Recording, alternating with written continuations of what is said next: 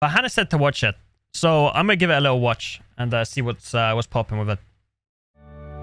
It's you will never look at Josh Zerkaa the same way again. Our anxiety does not come from thinking about the future, but wanting to control it. Who's that a quote from? It bothers you when people still think you're boring. True, I'd say. Like, it'd be nice not to call boring because I feel like it puts people off from watching me. Because if I'm known as like, oh, he's the old and boring one, people aren't giving the chance, you know? I deserve a chance. Let's see what you've had to say.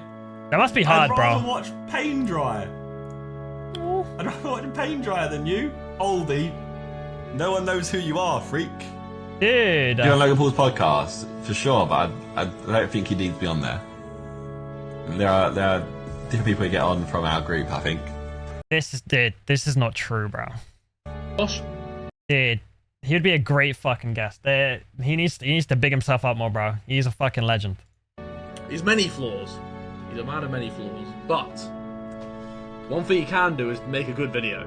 I'm fucking right. And despite his main channel barely scraping a 10 mil video, he had to get helped over the line there. He has created the most viewed Sidemen video of all time. He has fucking smashed it. And on multiple occasions too, he's orchestrated absolute bangers. So hey, fair play to Josh. You can put links in the chat. You can. Just run it. Don't worry. Fair play to Josh. Fair play. It's now at 95 mil. My God. One thing that nobody knows about you. One thing. Nobody though. Nobody. I suffer from crippling anxiety. I sometimes have panic attacks in the shower because of fear of death. Look, sometimes in videos, you just say what comes in. And that's what came to my head. So some... Wow. Bro, I think that was the bit of the video that I'd seen before. That was the bit that I'd seen before because I remember seeing that like a year and a bit ago. And it just like flooring me, bro. Because like I remember when I first because when I first joined Nopixel, right? I didn't know anybody. I didn't know Josh played on the server. I didn't know anybody around the man. I knew no one, right? And then the fact that he kind of brought me along for shit.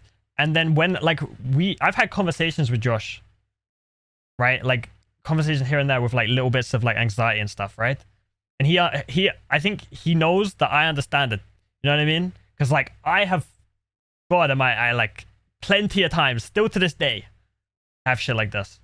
He's a fucking real one, bro. For some reason, my brain said, let's just be honest with everyone today. And I was honest. And that's what happens. But luckily, you lot are mad. You lot have come through. I mean, I've obviously been filming on the night of Simon Sunday going out. And I have had ridiculous amounts of support for saying that. So shout out to everyone because you make me feel great.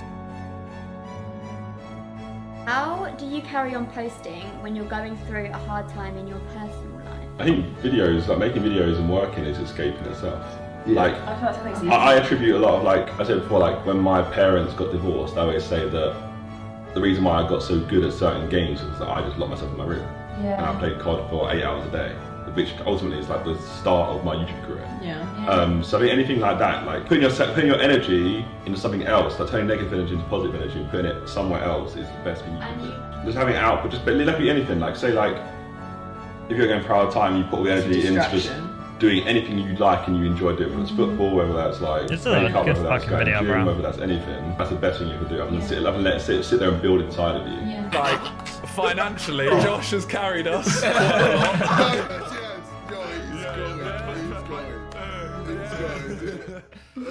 Remember I smashed your phone?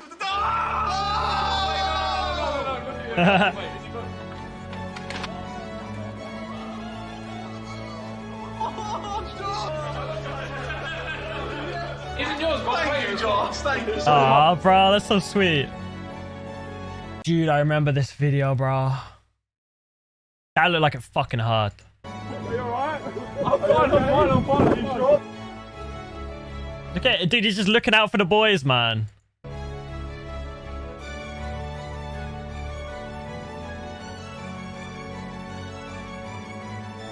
Stop! We hit 10 mil!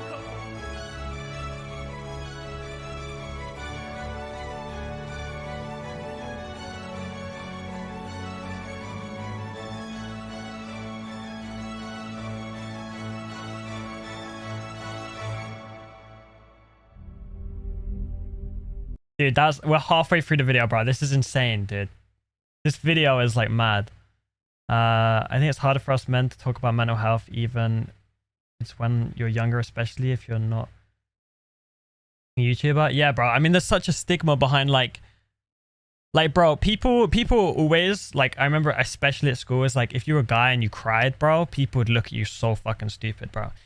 But the thing the thing that you got to remember is a stronger man will cry, a weaker man won't. Okay? Because a weaker man won't be able to express their emotions. They're holding back. Well, maybe does give a fuck, but is still able to express their emotions. And not everyone's at that point where they're able to express their emotions. And I think it's key to just kind of find someone that you can talk to, you know? And become that stronger person. And that applies for every gender too, because it's not just men. But yeah. In memory of Goda, mental health awareness. Meanwhile, if you could read a story about one of my closest friends who took her own life. I'm following this because my best friend took her life at the age of 15 due to struggling with her mental health problems. Just by looking at her contagious smile, you never assume Goda was struggling with her mental health because she was always so happy, positive, and outgoing. She didn't think twice about it.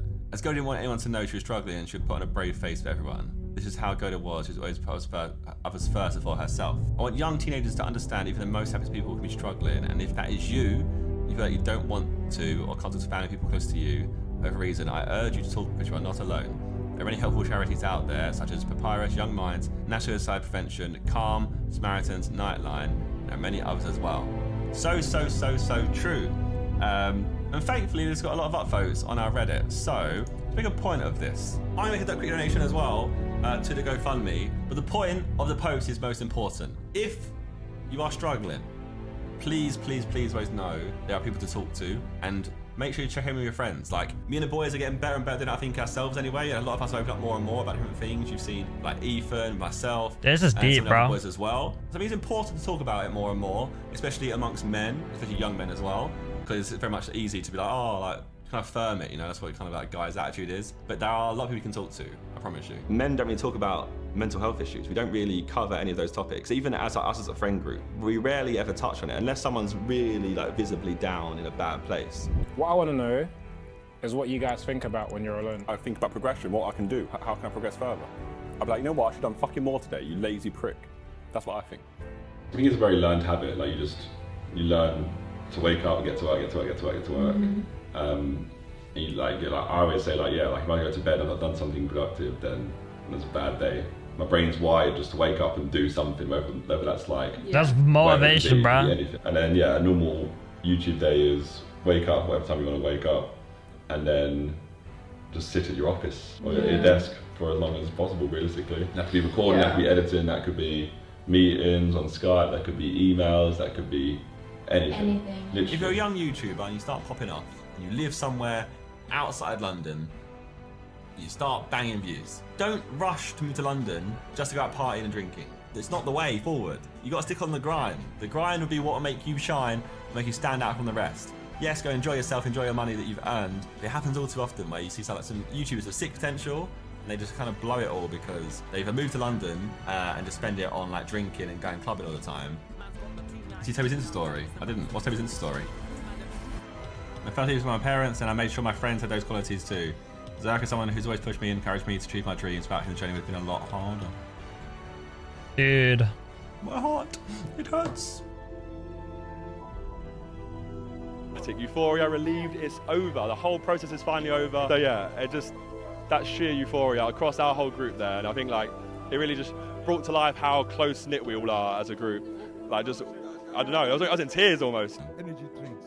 Hype train. You're gonna make me emotional, guys. Stop. Come on, a hyper train. I see that. Mandem boys in the back, bro, as well. For fuck's sake. Ah, fuck's sake, that's.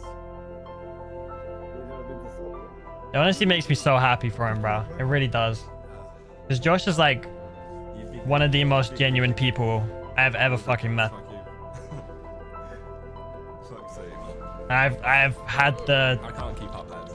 I've had the fortunate of being able to like just spend time and talk to him, bro. Whether that's in Discord while he's playing a game or some shit, or like